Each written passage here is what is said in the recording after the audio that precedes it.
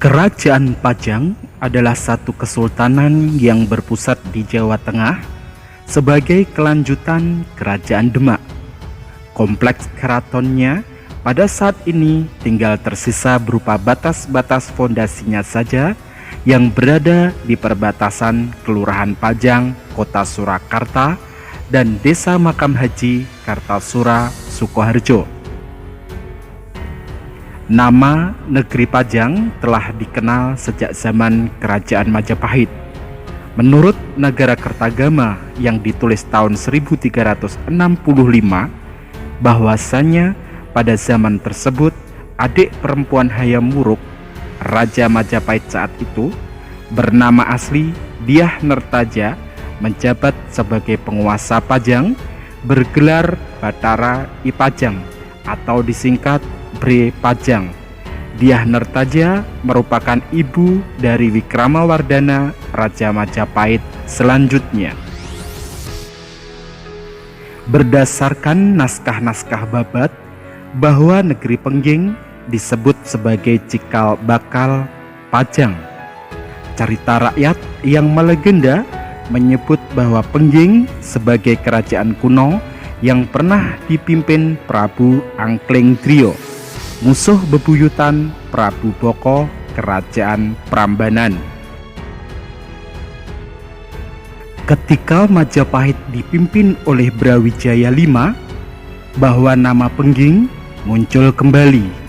Dikisahkan bahwa putri Brawijaya yang bernama Retno Ayu Pembangun diculik Menak Dala Putih, Raja Blambangan putra Minak Jinggo. Muncul seorang pahlawan bernama Jaka Sengara yang berhasil merebut sang putri dan membunuh penculiknya. Atas jasanya itu, kemudian Jaka Sengara diangkat oleh Brawijaya sebagai Bupati Pengging dan dinikahkan dengan Retno Ayu Pembangun. Jaka Sengara kemudian bergelar Andayaningrat.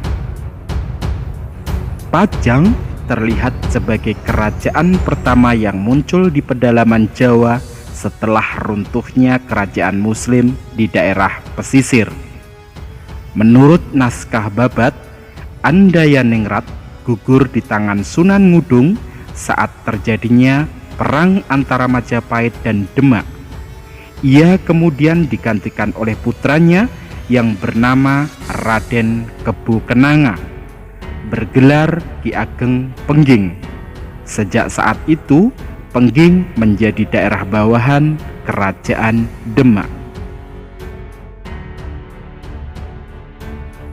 Beberapa tahun kemudian, Ki Ageng Pengging dihukum mati karena dituduh hendak memberontak terhadap Demak.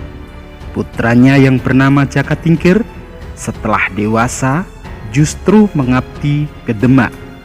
Prestasi Jaka Tingkir yang cemerlang dalam ketentaraan membuat ia diangkat sebagai menantu oleh Sultan Trenggono dan menjadi Bupati Pajang bergelar Sultan Hadiwijaya. Wilayah Pajang saat itu meliputi daerah Pengging, sekarang kira-kira mencakup Boyolali dan Klaten. Tingkir merupakan daerah Salatiga, Butuh, dan sekitarnya. Sepeninggal Sultan Trenggono tahun 1546, selanjutnya putra beliau yaitu Sunan Prawoto naik tahta. Namun Sultan Prawoto kemudian tewas dibunuh oleh orang suruhan sepupunya yaitu Arya Penangsang, Bupati Jipang pada tahun 1547. Selain itu, Arya Penangsang juga berusaha membunuh Sultan Hadiwijaya namun gagal. Dengan dukungan Ratu Kalinyamat, Bupati Jepara, anak Sultan Trenggono, Hadiwijaya dan para pengikutnya berhasil mengalahkan Arya Penangsang. Hadiwijaya selanjutnya merebut tahta Demak lalu mendirikan Kerajaan Pajang. Pada awal berdirinya atau pada tahun 1568, bahwa wilayah Pajang yang terkait eksistensi Demak pada masa sebelumnya hanya meliputi sebagian Jawa Tengah. Hal ini disebabkan karena negeri-negeri Jawa Timur banyak yang melepaskan diri sejak kematian Sultan Trenggono. Pada tahun 1568, Sultan Hadiwijaya dan para adipati Jawa Timur dipertemukan di Kiri Kedaton oleh Sunan Prapen. Pada kesempatan itu, para adipati sepakat mengakui kedaulatan Pajang di atas negeri-negeri Jawa Timur. Sebagai tanda ikatan politik, Panji Wiryakrama dari Surabaya, pemimpin persekutuan Adipati Jawa Timur, dinikahkan dengan putri Sultan Hadiwijaya. Negeri kuat lainnya yaitu Madura juga berhasil ditundukkan oleh Pajang. Pemimpinnya yang bernama Raden Pratanu alias Panembahan Lemah Dhuwur juga diambil sebagai menantu Sultan Hadiwijaya. Pada zaman Kerajaan Demak, Majelis Ulama Wali Songo memiliki peran penting bahwa ikut mendirikan kerajaan tersebut. Majelis ini bersidang secara rutin selama periode tertentu dan ikut menentukan kebijakan politik Demak. Sepeninggal Sultan Trenggono, peran Wali Songo ikut memudar. Meskipun tidak lagi bersidang secara aktif, sedikit banyak para wali secara pribadi masih ikut berperan dalam mengambil kebijakan politik Pajang. Misalnya, Sunan Prapen bertindak sebagai pelantik Hadiwijaya sebagai Raja Pajang. Ia juga menjadi mediator pertemuan Hadiwijaya dengan para adipati Jawa Timur tahun 1568. Sementara itu, Sunan Kalijaga juga pernah membantu Ki Ageng Pemanahan meminta haknya pada Hadiwijaya atas tanah Mataram sebagai hadiah sayembara membunuh Arya Penangsang. Wali lain yang masih berperan menurut naskah Babat adalah Sunan Kudus. Sepeninggal Hadiwijaya tahun 1582, ia berhasil menyingkirkan Pangeran Benowo dari jabatan putra mahkota dan menggantinya dengan Arya Pangiri. Dimungkinkan bahwa yang dimaksud dengan Sunan Kudus dalam naskah Babat adalah Panembahan Kudus, sementara Sunan Kudus sejatinya telah wafat tahun 1550. Tanah Mataram dan Pati adalah dua hadiah dari Sultan Hadiwijaya untuk siapa saja yang mampu menumpas Arya Penangsang tahun 1549. Menurut laporan resmi peperangan, Arya Penangsang tewas dikeroyok Ki Ageng Pemanahan dan Ki Panjawi.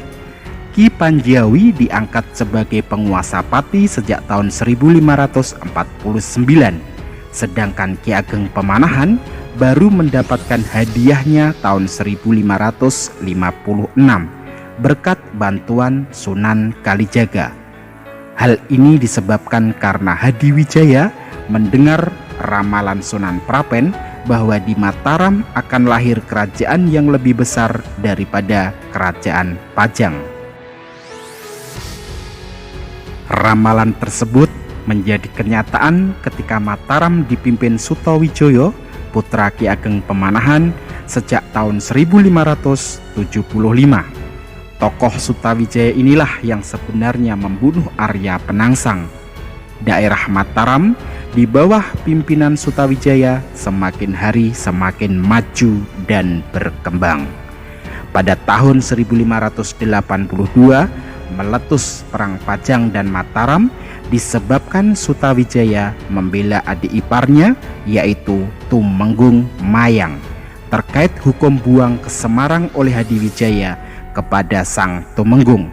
Perang tersebut dimenangkan pihak Mataram meskipun pasukan Pajang berjumlah lebih besar. Sepeninggal Hadiwijaya, terjadilah persaingan antara putra dan menantunya, yaitu Pangeran Benowo dan Arya Pangiri sebagai raja selanjutnya. Arya Pangiri didukung Panembahan Kudus berhasil naik tahta tahun 1583. Pemerintahan Arya Pangiri hanya disibukkan dengan usaha balas dendam terhadap Mataram. Kehidupan rakyat Pajang terabaikan akibat kemelut tersebut. Hal ini membuat Pangeran Benowo yang sudah tersingkirkan ke Jipang merasa prihatin. Pada tahun 1586, Pangeran Benowo bersekutu dengan Sutawijaya menyerbu Pajang. Meskipun pada tahun 1582 Sutawijaya memerangi Hadiwijaya, tetapi Pangeran Benowo tetap menganggap Sutawijaya sebagai saudara tua, sebab Sutawijaya adalah anak angkat Sultan Hadiwijaya sebelum beliau mempunyai anak. Perang antara Pajang melawan Mataram dan Jipang berakhir dengan kekalahan Arya Pangiri. Ia dikembalikan ke negeri asalnya, yaitu Demak. Sejak saat itu, Pangeran Benowo naik tahta menjadi raja baru di Pajang bergelar Sultan Prabu Wijaya.